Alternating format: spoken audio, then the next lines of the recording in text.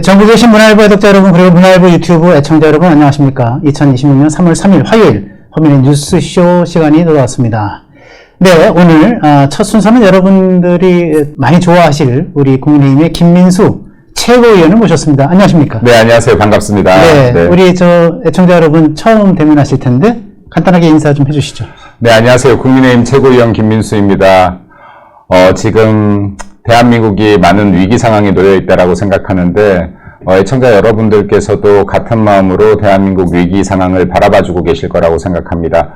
국민의힘이 많은 혼란 속에서 국민 여러분들께 충분히 만족할 만한 모습들을 못 보여드리고 있는 것 같은데, 그럼에도 불구하고 저희들이 마지막까지 대한민국을 위해서 힘껏 뛰도록 하겠습니다. 여러분들께서 응원과 박수로 지켜봐 주시길 부탁드리겠습니다. 네, 감사합니다. 막바로 본론으로 네. 좀 들어보겠습니다. 예. 어쨌든 간에 이게 당내 여러 가지 분열상들이 많이 노출되고 있어요. 안타까운 일인데, 지금 국민의힘의 이 분열상, 전체적으로 어떻게 보고 계신지, 좀 한번, 최고위원으로서 이제 어쨌든 최고 집행부에 계시니까 많은 걸 느끼시고 있을 텐데, 어떻게 보고 계세요? 저는 좀 탄생을 위한 진통이다. 네. 그러니까 진통 과정이라고 봅니다. 그러니까 새로운 생명이 태어나기 위한 진통 과정을 겪고 있다라고 보고, 혁신을 해 나가는 과정이라고 봅니다. 그러니까 국민의힘은 이제까지 혁신을 외쳤지만 단 한 번도 혁신 비슷한 것도 한 적이 없다. 제가 지난 8년 동안 봐오면서, 근데 진짜 혁신이라고 하는 것은 가죽을 벗겨낼 정도의 새로운 변화를 그렇죠? 얘기하는 것인데, 가죽을 진짜 벗겨내려고 한다라고 하면 어떻게 진통이 없고 고통이 없겠는가. 진짜 변화를 만들어내고자 하고 있기 때문에 이 안에서 엄청난 잡음도 나는 것이고 분열도 나는 것이고, 네. 그리고 통증도 나오는 것이다라고 봅니다. 네, 그래서 지금 이러한 과정들을 거치고 새살이 돋기 시작한다라고 하면 기존의 나약한 보수의 모습에서 강한 보수의 모습으로 변화할 것이라고 보고, 그리고 기존의 이념을, 가치를 다 잃어버렸던 보수의 모습에서 가치가 바로 서는 보수의 모습, 대한민국 미래에 긍정적인 영향을 미치는 국민의힘 정당으로 다시 태어날 수 있을 거라고 봅니다. 그래서 저는 건강한 진통의 과정이라고 생각합니다. 그렇군요. 네. 자칫 위험한 분열은 아닐까라는 걱정을 좀 했는데, 사실 우리 최고위원답게 그래도 상당히 희망과 비전을 실어서 말씀을 해주셨어요. 건강한 진통이다. 네, 저는 이게 사실 지난 8년 동안 국민의힘을 지켜보면서 문제를 덮어가는 정당이라고 봤거든요. 네. 내부에는 계속해서 고름이 쌓여가는데 이것을 데일밴드로 덮었다가 안 가려지니까 거즈 소무로도 덮어봤다가 큰 수건으로 덮었다가, 근데 이 안에서 정작 치료가 되지 않으니까 고름과 피가 계속 밖으로 새 나오더라. 결국에는 우리가 가지고 있는 구조적인 문제점을 하나도 해결하지 못하더라. 그렇다라고 하면 이게 국민들께 우리들의 내부에 이런 부끄러운 모습들을 보이는 것 자체를 꺼려할 것이 아니라, 국민들께 우리 정당이 이 정도로 썩었습니다. 이 정도로 문제가 있습니다. 그리고 이러한 부분들 환부를 도려내야 됩니다. 이 수술해야 되겠습니다. 네. 이 과정이 국민 여러분도 아플 수도 있고 저희들도 아플 수도 있고 누구 하나가 다칠 수도 있겠지만은, 그럼에도 불구하고 대한민국 위해서는 이 환부 도려내야 되겠습니다라는 과정이 저는 반드시 필요하다라고 봅니다. 그리고 지금 이것을 누군가 해야 되는 일인데 아무도 하지 못하고 있었다. 언젠가 해야 되는 일인데 아무도 하지 못하고 있었다라고 봅니다. 근데 그 역할을 지금 장동혁 대표가 수술칼을 들고 집도의 역할을 맡았다라고 봅니다. 네. 그래서 장동혁 대표께서 지금 오랜 기간 동안 덮어놨던 이 지금 환부들을 도려내고 있다라고 보고, 저 역시도 그 옆에서 조력자가 되려고 노력하고 있다라는 말씀. 그렇군요. 네, 아무래도 이제 이 국민의힘 내부의 진통의 속살을 들여다보면은 소위 비당권파 또는 비주류에 의한 저륜 요구가 많이 작용하고 있는 것 같습니다. 근데 제가 보기에는 장동혁 대표가 소위 말하는 윤석열 절연이라고 하는 5글자를 직접 입 밖에 내놓지는 않았지만 그렇게 내놓을 수도 없는 환경이고요.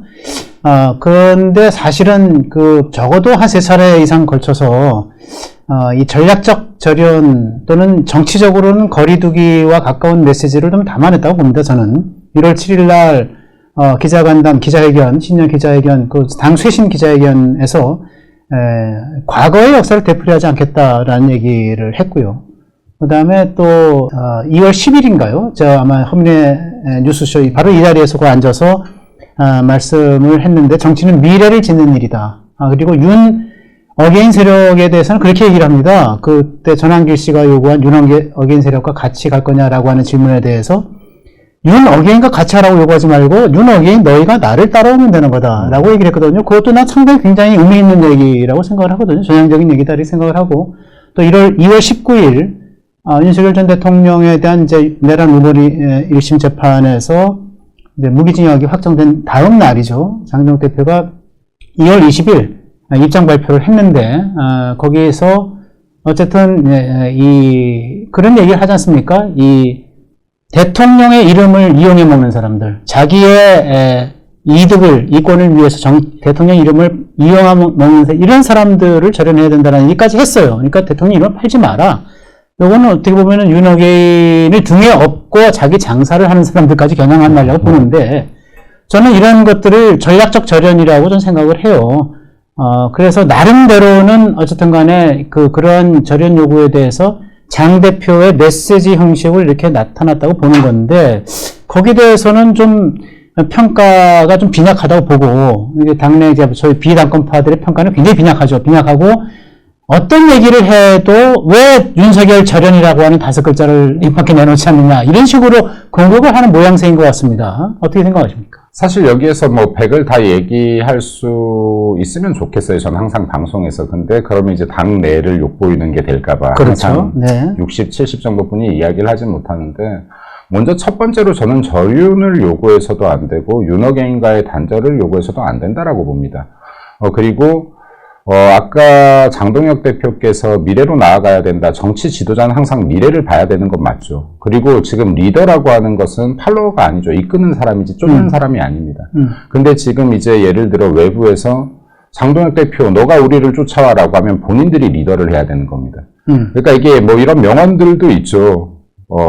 이끌거나, 따르거나, 꺼지거나. 그렇죠. 네. 네. 네, 여기에 리더한테 계속 네가 쫓아라고 하면 이거 산으로 가는 거죠. 그럼요. 네. 네, 근데 제가 아까 절연을 요구해서는 안 된다라고 하는 것은 무엇이냐면, 먼저 첫 번째로 윤어게인과 절연하라는 당내 요구가 굉장히 많아요. 제가 이런 얘기들을 명확하게 해본 적 없는데 당내에서 한 80% 이상 될 거라고 봅니다. 네. 근데 지금 이게 윤어게인과 절연하라? 저는 이 말에 굉장히 반대합니다. 국민들이에요. 이 세상에 어떤 정치인이 지지자와 국민들과 절연하라고 합니까? 예를 들어 저희가 한동훈 전 대표를 싫어한다라고 해서 한동훈 지지자와 절연하라고 하지 못하는 거예요. 그리고 하물며 당이 달라도 이재명의 강력한 지지자들과 이건 절연해야 된다라고 요구하지 않는 겁니다. 세상의 정치인들이 국민이나 지지자와 절연을 하라는 요구를 하는 사람은 저는 정치인으로서의 자격이 없다고 봅니다. 이 이야기를 입에 담는 사람은 저는 정치에서 안 되는 사람이라고 봅니다.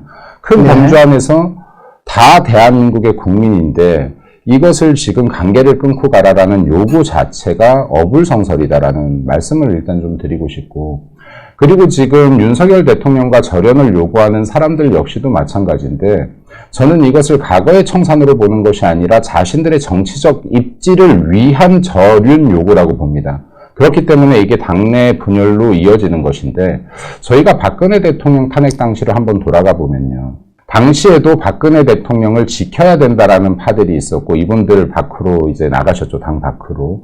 그리고 박근혜 대통령과 절연해야 된다라고 하면서 박근혜 대통령의 출당을 권고하기도 했었습니다. 그리고 이제 결국에는 출당을 시켰었죠. 그 다음 선거 어떻게 됐나요? 그렇죠. 예. 둘 다 이기지 못했습니다. 예, 밖에 끝까지 박근혜 대통령을 지켜야 된다는 분들도 이기지 못했고요. 그리고 안에서 박근혜 대통령과 관계를 끊어야 된다는 사람들도 결국 이기지 못했고, 이 기점을 시작으로 보수가 저는 괴멸하기 시작했다라고. 분열됐고 괴멸됐죠. 네. 네. 그리고 지금 이 똑같은 역사를 반복하는데 패배의 역사를 반복하는 사람들만큼 바보는 없다. 내가 졌던 방식으로 또 싸우겠다는 사람만큼 바보는 없다. 우리가 졌었다라고 하면 이제 이길 수 있는 방식을 찾아가야 되는 것인데. 네. 뭐라 그럴까, 이 좌우명 또는 그 자문 중에 그런 말이 있죠. 과거의 역사를 기억하지 못하는 자, 그 역사를 반복하게 될 것이다. 맞습니다. 근데 그때와 저는 똑같은 상황이라고 봅니다. 한쪽에서는 윤석열 대통령을 절연하자라고 하고, 한쪽에서는 지켜야 된다라고 하고, 한쪽에서는 윤석열 대통령을, 이제는 그때보다 더 심합니다.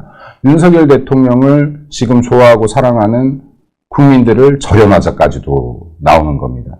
네, 그래서 지금 이것은 우리의 패배의 역사를 답습하는 것이다. 사실 지난 기간 동안 장동혁 대표님이나 저 같은 경우가 정말로 하고 싶었던 것은 이 극단에 있는 각자의 의견들이 완전히 극단으로 갈린 거 아닙니까?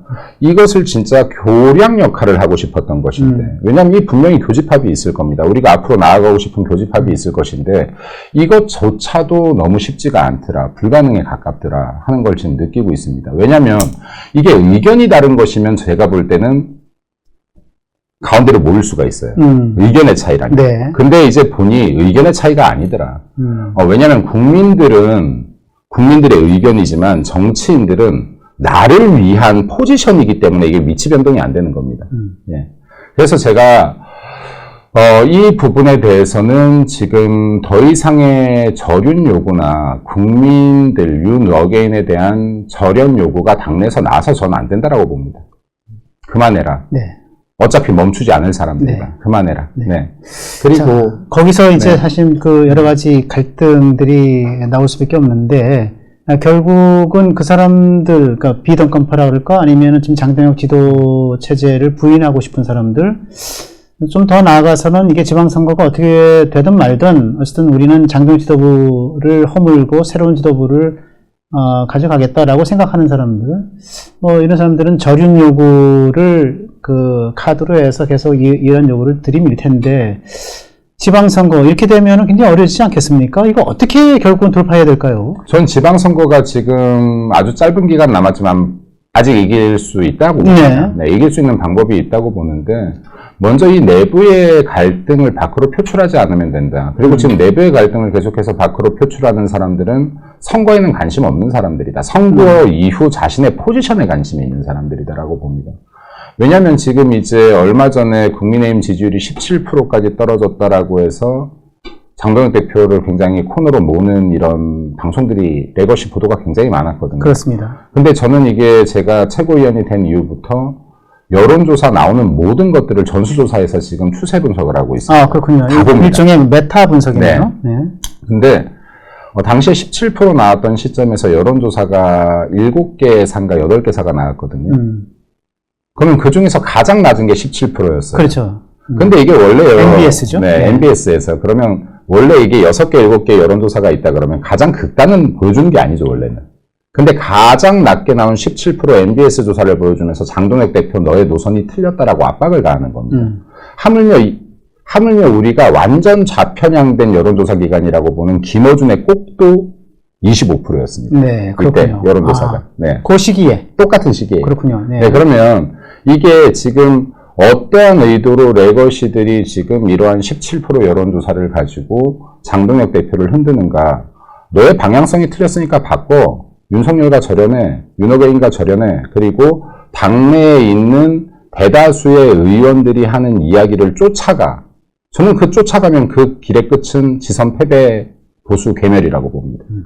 똑같은 방식이기 때문에 그렇습니다. 지금 박근혜 대통령 탄핵 이후에 한 번 보수가 괴멸되고 힘들게 윤석열 정권을 탄생시키면서 다시 한번 그래도 싹을 틔웠는데 다시 이제는 완전히 이 싹까지도 뽑히는 단계라고 봅니다.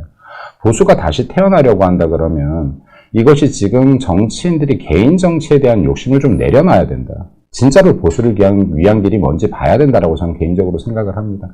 그래서 지금 중요한 것은 이러한 지금 불협화음이 지방선거 끝날 때까지 저는 안 멈출 것 같다. 네. 이제 냉정하게 보니까 멈추게 할 수가 없겠다. 네, 그렇군요. 네. 네. 그러면 이게 그게 이때는 어찌 보면 네. 굉장히 냉철한 시각일 수도 있겠습니다. 네, 그래서 이거는 도저히 멈춰보고 싶었으나 멈추지 못하는 구조적 한계가 있더라.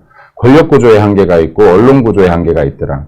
그렇다라고 하면 저는 리더가 더 강력하게 방향성을 잡고 끌고 나가야 된다고 봅니다. 네, 대래 끌고 나가야 된다. 네, 전환을 해야 된다 이런 네, 얘기죠. 그러면 이제 진짜 절연이 아니라 대표님께서 그런 얘기를 했는데 절연이 아니라 전환을 할 때이다.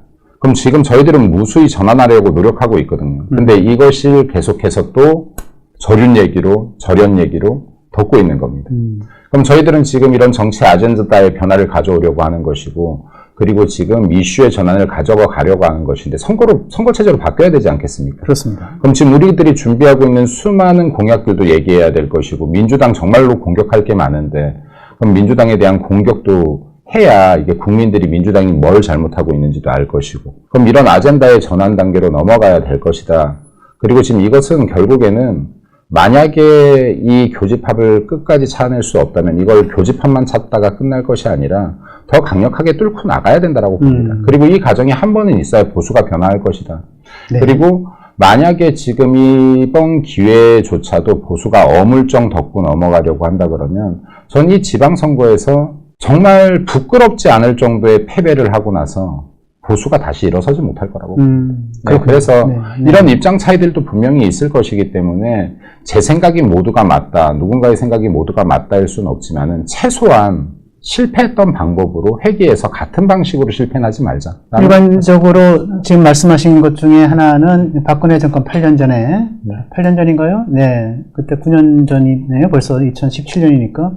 그때 박근혜 탄핵, 그 이후에 이제 보수의 분열과 보수의 괴멸, 그리고 이어서 대선 패배, 지방선거 패배, 그 다음에 또 총선 패배, 3대 이 주요 선거 패배, 통해서 보수가 완전히 회복 불가능할 정도로 그렇게 됐는데, 다행이라 그럴까요? 문재인 정권 5년 동안에 이제 실정을 하는 바람에 다시 찾아오긴 했지만은, 일단 그러한 역사를 반복하지 말아야 되겠다라고 하는 생각이 굉장히 강한 거고요. 맞습니다. 그렇죠? 네. 두 번째로는, 일단 지금 말씀 중에 계속 그런 말씀 하셨어요. 윤핵인이라고 하는 거가, 말이 윤핵인이 사실은 이게 광범위한 지지층인데. 국민들입니다. 국민이죠. 네, 예, 국민이고 특히 10, 네. 30 청년들이. 그렇습니다. 네. 예. 그런 세력과 절연하라고 하는 얘기, 특정인의 누구, 예컨대 그거를 이용해 먹는 누구라고 하면 몰라도 또. 네. 그러나 그런 세력과 절연하라고 하는 얘기는 마치, 이재명 정권의 개딸들과 절연하라라고 하는 얘기랑 같은 얘기인 거고. 근데 그런 얘기를 안 하는 거죠, 지금. 민주당 어떤 누구도 네. 이재명 너희의 지지층과 절연해 이런 말 안 하는 거죠. 또 한동훈 친한계에서도 그렇습니다. 어떤 누구도 한동훈 지지층과 절연해라는 얘기는 하지 않는 거죠. 이거는 사실은 정치인들이 입에 담아서 안 되는 얘기예요. 그러니까 어디 한 명의 국민이라도 절연하라는 얘기를 할 수가 있습니까? 그리고 어떤 지지층에게 절연하라는 얘기를 할 수 있습니까? 이거는 지금 기본적으로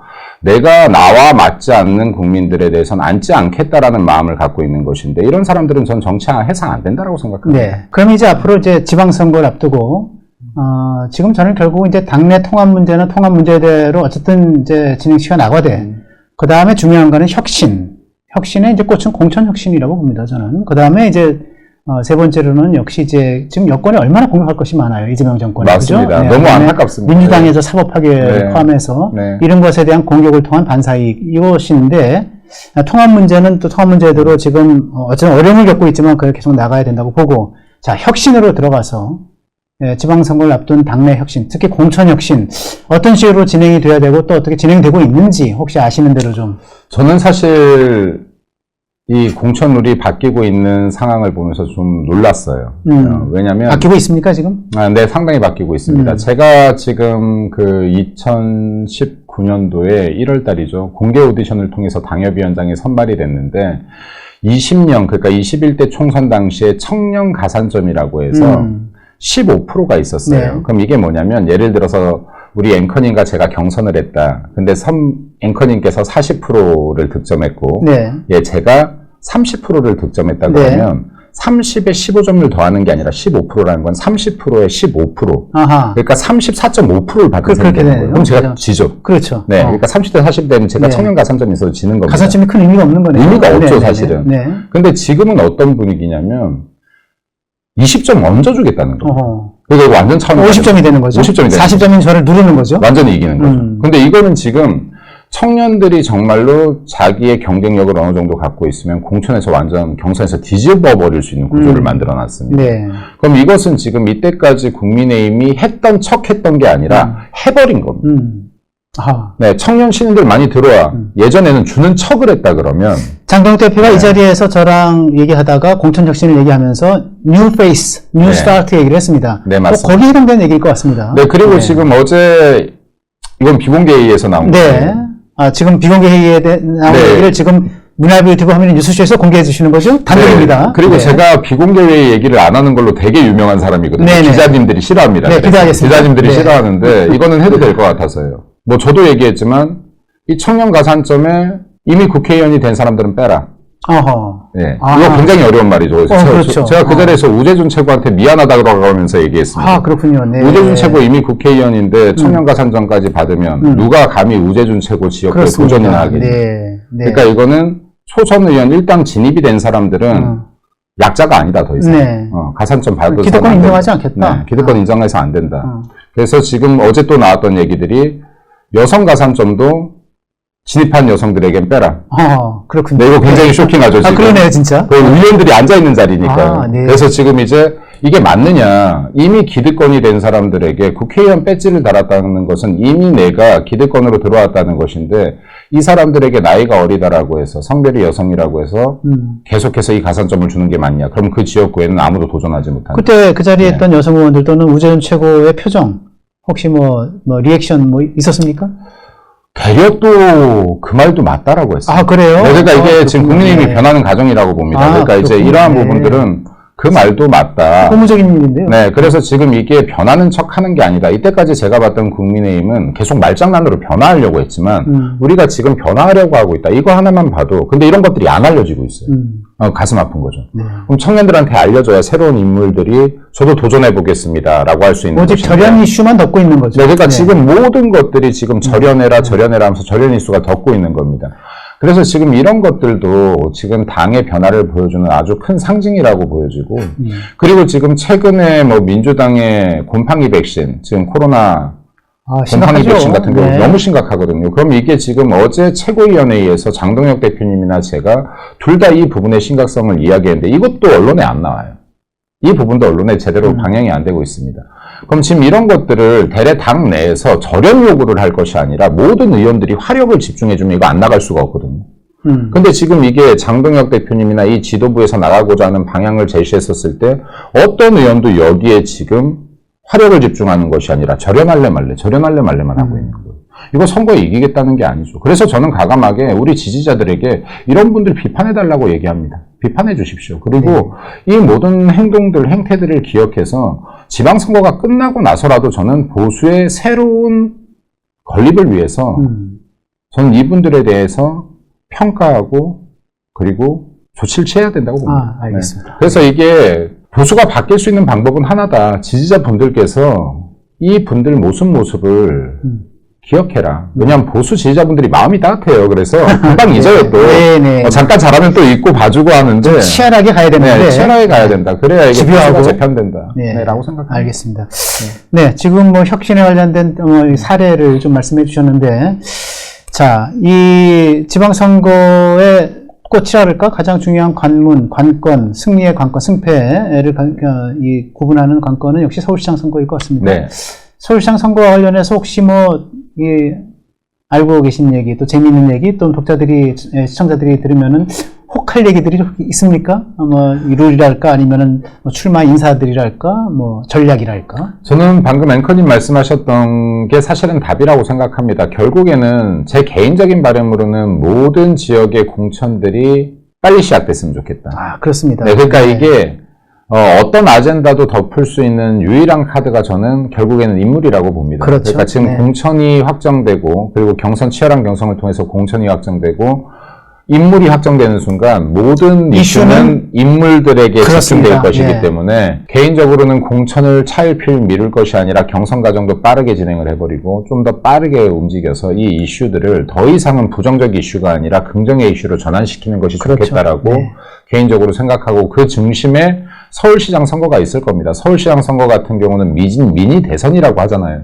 그럼 결국에는 지금 서울시장이 되든 시장 후보가 되든 안 되든 간에 이 경선에서 유의미한 인상을 심어준 사람이라면 이거 대권 후보로도 거론이 될 수 있는 거거든요. 그렇습니다. 그럼 지금 어찌됐든 현직에 계신 오세훈 시장이 계시고 네. 그리고 여기에 누가 도전할 것이냐인데 지금 그래도 언론들이나 거론되는 분들은 나경원 전 대표님, 나경원 의원님도 거론이 되고 있고 또 신동욱 수석 최고도 거론이 되고 있고 그리고 지금 의사표현을 어떻게 하신지 모르겠는데 일각에선 또 안철수 의원도 거론이 되고 있고 그리고 또 여기에서 또 새로운 인물이 나올 수도 있고요. 또 잘 모르시겠지만 우리 당의 원외위원장 중에 이상규 당협위원장도 아주 활동력 그러세요. 네, 이상규 위원장도 또 도전을 했습니다. 그래서 지금 이러한 부분들이 거기에 이제 윤희숙 전 의원이 일단 벌써 거의 도전을 선언한 거나 다름없고 그다음에 또 인재영 위원장이긴 한데 마포갑의 조정훈 의원도 거론이 되는 것 같고 김재섭 의원도 혹시 거론이 되는 상황인 것 같습니다. 제가 볼 때. 그래서 저는 이게 서울시장 선거에 많이 나오셔라. 그래서 지금 오세훈 시장 같은 경우에도 계속 절윤 얘기해서 제가 절연무쇠라고 했는데 서울시장 정도의 자리를 꿈꾸는 분들이라고 하면 누군가와 절연을 해라 요구할 게 아니라 서울시의 비전을 보여줘야 되는 것이다. 네. 그리고 국민들에게 비전을 보여주셔야 되고 더 큰 담론을 이야기해야 되는 것인데 계속해서 어떠한 특정한 계파의 싸움에 휘말려 들어가는 것 같은 형태를 띈다면 이건 우리 진영의 선거를 굉장히 불리하게 만드는 제가 것이다. 그 지점에서 잠깐 장동혁 대표를 위한 변명을 네. 하자면 그 자리에서 장동혁 대표한테 네. 서울시장 선거에 대해서 물었을 때 오세훈 시장은 지금 자꾸만 당이 안 된다. 그래서 선거가 어렵다, 힘들다, 패배할 것이다. 이런 식으로 얘기하지 말고 자기의 4선 시장으로서의 성과를 얘기하고 그럼요. 또 5선이 되면 5선 시장으로서 무엇을 할 것인지 비전과 미래 전망을 얘기해서 유권자를 설득하고 거기서 도전하는 것이 맞다라는 얘기를 했거든요. 그런데 그러면서 한마디 붙인 게 4선 시장도 없었지만 5선이 되면 5선 시장도 없었을 겁니다. 이렇게 얘기를 했는데 일부 미디어는 그걸 가지고 5선 시장은 안 나올 것이다. 그러니까 5선 시장은 5선이 못 될 것이다. 이런 식으로 또 포장을 해서 얘기를 완전 변질시켜서 얘기를 하더라고요. 그거는 분명한 오해라고 좀 말씀을 드리고 싶습니다. 맞습니다. 그리고 사실은 이게 오세훈 시장의 경쟁력이 있는 부분 분명히 있다고 보는데 저는 안타까운 것이 누가 옆에서 조언을 하고 있는지 모르겠어요. 네. 그러니까 왜 오세훈 시장 정도 되는 당의 중진께서 우리 당을 지지하고 그리고 우리 대한민국의 국민인 분들을 절연하라고 계속 하는 것이. 그럼 이것뿐이 얘기를 못 꺼낸다라고 하면 저는 이 얘기를 꺼내는 사람들이 결국 윤석열 대통령께 의존하는 정치인이라고 봅니다. 그렇죠. 그러니까 윤석열 대통령을 공격함으로써 얻을 반사 이익뿐이 없는 것을 방증하는 것이죠. 자기 이익을 위해서 윤석열 대통령의 이름을 파는 거죠. 네. 대래 지금 장동혁 대표나 저 같은 경우가 윤석열 대통령님 얘기를 먼저 꺼내진 않거든요. 근데 그분들 항상 먼저 꺼내요. 절윤하라고. 그럼 이분들이야말로 윤석열 대통령의 카드를 꺼내지 않고서는 자기들이 내세울 게 없는 정치인이라고 봅니다. 본인들이 정말 내세울 게 있다라고 하면 비전을 얘기하십시오. 비전을 얘기하시면 됩니다. 그리고 여기에 당내 지도부가 얘기하고 있는 민주당에 대한 공격이나 앞으로의 비전을 얘기할 때 여기에 힘을 실어주셔야 됩니다. 그러면 지금 내 것이 환경이 아무리 안 좋다라고 해도 장동혁 대표 혼자 말할 때 안 나갈 수 있습니다. 김민수 혼자 말할 때 안 나갈 수 있습니다. 근데 국민의힘 국회의원 5명이, 10명이, 20명이, 80명이 말하는데 어떻게 레거시에서 안 받습니까? 네. 그럼 지금 정말 중요한 것은 곰팡이 백신에 대해서 우리가 피해자들 사례들을 확인하겠다. 그리고 이거 우리 국민들과 같이 싸우겠다라고 하면 여기에 정말 50명, 80명이 다 붙어서 같은 소리를 내주는데 어떻게 레거시에 안 나갈 수가 있습니까? 저는 지금 말씀하신 그 서울시장 선거 관련해서 어쨌든 이게 5명이 됐건 6명이 됐건 많은 사람들이 나와서 미스트롯 방식 얘기도 좀 되는 것 같고 그러면 한 명씩 떨어뜨려 나가면서 또 이 후보가 2명, 1명 파이널로 가서 최종적으로 승부를 겨루고 이런 식으로 하면은 나름대로 컨벤션 효과를 누릴 수 있다고 보고요. 그렇게 돼서 한 명의 후보가 좁혀지면 나는 민주당과 겨뤘을 때 난 경쟁력이 있는 후보가 나올 수 있다는 생각을 하는데 어떻게 보세요? 승리 가능성이 있다 없다? 저는 있다. 그러니까 저는 서울시와 부산뿐만이 아니라 우리가 지금 지난 지방선거처럼 압승할 수도 있다. 근데 이거를 선거에 질 거를 예상하고 싸우는 장수가 어떻게 승리를 이끌겠습니까? 그렇죠. 이긴다고 생각하고 싸워야 이기는 겁니다. 이긴다고 생각하고 싸워야 이기는 방법을 찾는 것인데 지금 패배주의에 젖었다. 그러니까 우리 당은 지금 이 문화부터 바꿔야 되는데 질 것이라고 생각하고 싸우는데 어떻게 이길 방법을 찾겠는가? 이긴다고 생각하고 싸워야 이길 방법을 찾는 것이라고 봅니다. 그리고 방금 이 오디션 방식 말씀하셨는데 제가 2019년에 헌정사상 최초였다고 하더라고요. 그러니까 당협위원장을 오픈 프라이머리 형태로 공개 오디션으로 뽑은 거에 제가 선발이 됐는데 굉장히 긍정적이라고 봅니다. 왜냐하면 제가 현직 국회의원을 꺾고 됐거든요. 당협위원장이. 그래요. 그러면 이게 그때 당시에도 저희 동기들이 있었는데 지금 현재 정치권에 안 남아 있습니다만 거의 다가 다 나갔습니다. 버티지 못하고. 근데 그때 굉장히 훌륭한 친구들이 많았다고 생각합니다. 그러니까 토론 능력이나 연설 능력이나 모든 것들이 뛰어난 친구들이 많았다. 그리고 국민들이 굉장히 관심을 갖고 받고 민주당조차도 이걸 비판하지 않았다. 민주당에서 이런 얘기가 나왔거든요. 저런 건 우리가 했어야 된다. 우리가 먼저 했어야 된다는 얘기가 나왔을 정도로 비판을 하지 못했던 건이었습니다. 근데 이번에도 만약에 이런 오픈 프라이머리 형태로 국민들이 참여를 독려하고 이 앞에서 실력 경쟁을 한다라고 하면 제가 볼 때는 굉장히 긍정적인 효과가 나올 수 있을 것이라고 그렇군요. 봅니다. 네. 네, 그리고 근데 거기에서 저는 중요한 게 심사의 공정성만 유지된다면. 네, 중요하죠. 네, 그러니까 이게 심사위원들이 누구이냐. 예. 여기에서 역선택을 할 사람들이 마구잡이로 들어와도 안 될 것이고, 여기에서 정말로 보수를 사랑하는 시각에서 바라봐줄 수 있고, 냉정한 시각에서 한쪽에 편향되지 않은 시각에서 볼 수 있는 심사위원단들이 들어가서 이걸 평가할 수 있는 구조만 만든다라고 하면, 이것은 방금 앵커님께서 말씀하셨던 승리를 만드는 방정식 중에 하나가 될 수 있다고 봅니다. 알겠습니다. 네. 제가 간단하게 세 가지만 더 여쭙겠습니다. 간단하게 말씀을 네. 주시면 됩니다. 네. 지금 한동훈의 대구 출마설 같은 것들이 있는데 가능하다고 보십니까? 불가능하다고 봅니다. 왜 그렇죠? 본인이 만약에 대구에 출마한다라고 해서 국민의힘에서 후보가 안 나갈 게 아니거든요. 그렇죠. 후보가 반드시 나갑니다. 그렇습니다. 네, 그러면 거기에서 최소한 그래도 대구에서 40% 이상을 가져가야 승리를 한다라는 계산이 놓일 것인데, 국민의힘 후보가 나왔음에도 불구하고 내가 40%를 가져갈 수 있을 것이냐라는 숙제가 남을 겁니다. 만약에 당선이 되지 못했었을 때는 패배에 대한 충격뿐만이 아니라 보수를 괴멸시킨 업보까지 또 얹혀 들어갈 거거든요. 한동훈 때문에 졌어. 다 나올 겁니다.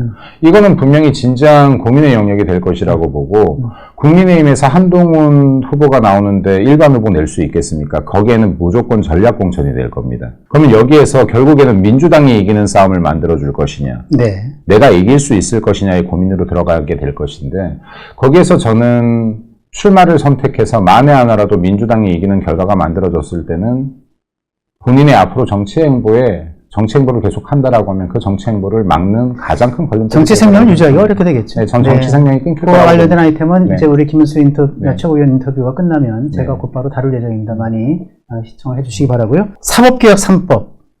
저는 정말로 제가 뭐 정치 취재를 꾹꾹 눌러 담아도 한 27년 이상을 했는데, 이런 식의 사법부 파괴는 제가 들어본 적이 없습니다. 전두환 시절에서도 전 못 들어본 얘기입니다.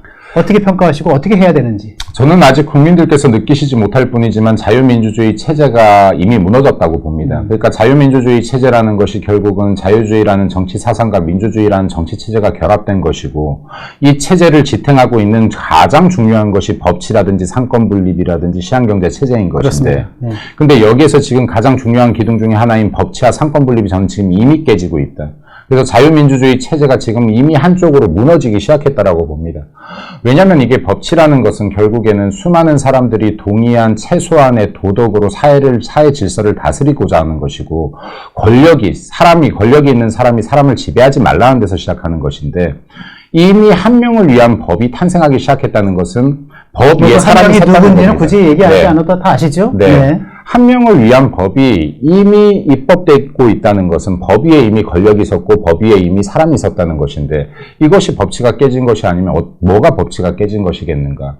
지금 이렇게 세 가지 정도의 악법들이 통과되지만 이것을 우리가 막아내지 못하고 국민들이 인지하지 못할 때 4개, 5개, 6개, 7개 한 명만을 위한 법이 만들어지게 될 것이다.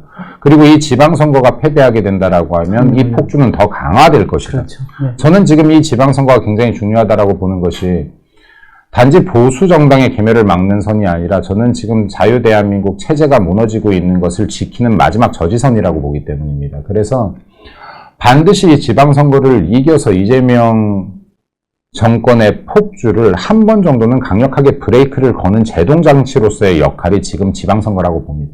그래서 이 지방선거에 저는 우리 국민의힘 정치인들, 의원들께서 앞으로의 내 정치, 내 포지셔닝을 걱정하지 말고 나라 걱정을 한 번이라도 해주면 좋겠다. 이때까지 이 긴 시간 동안 국민들 혈세로 세비 받아서 살아왔다면 한 번이라도 국가를 먼저, 국민을 먼저 두고 생각하는 정치 딱 한 번만이라도 해주면 좋겠다라는 생각이 듭니다. 그러면 감히 저륜을 아젠다에 두고 윤호개인과 절연해라를 맨날 들고 싸우지는 않을 것이다. 네.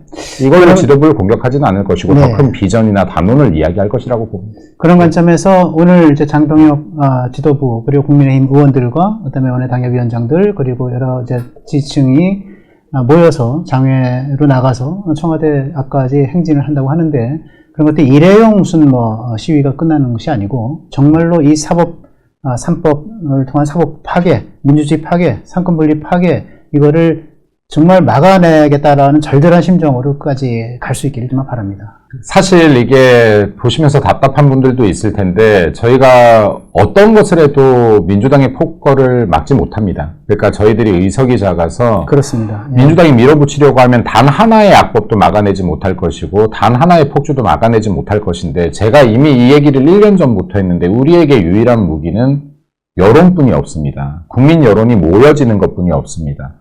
그리고 지금 그러기 위해서는 우리가 싸워야 되는 것이고 투쟁해서 민주당이 어떻게 지금 대한민국을 무너뜨리는지를 알려야 되는 것인데 국민 여러분들께서 저희에게 힘이 돼 주셔야 유일하게 이것이 우리가 질 수 있는 무기이다. 그리고 아까도 말씀드렸지만 지방선거를 통해서 이재명 정권을 단 한 번이라도 제동 걸 수 있는 이 역할을 할 수 있다면 우리가 할 수 있는 모든 것을 다해서 투쟁해 나갈 것이다라는 말씀도 드리고 싶습니다. 그리고 장동혁 대표가 저는 가장 힘든 시기에 리더가 된 사람이라고 그렇습니다. 생각합니다. 예. 근데 지금 제가 지켜봤던 6개월간 지켜봤던 장동혁 대표는 무엇보다 진심으로 가슴으로 정치하는 사람이다. 그리고 국민들과 당원들과 지지자들과 했던 약속을 지키려고 하는 사람이다.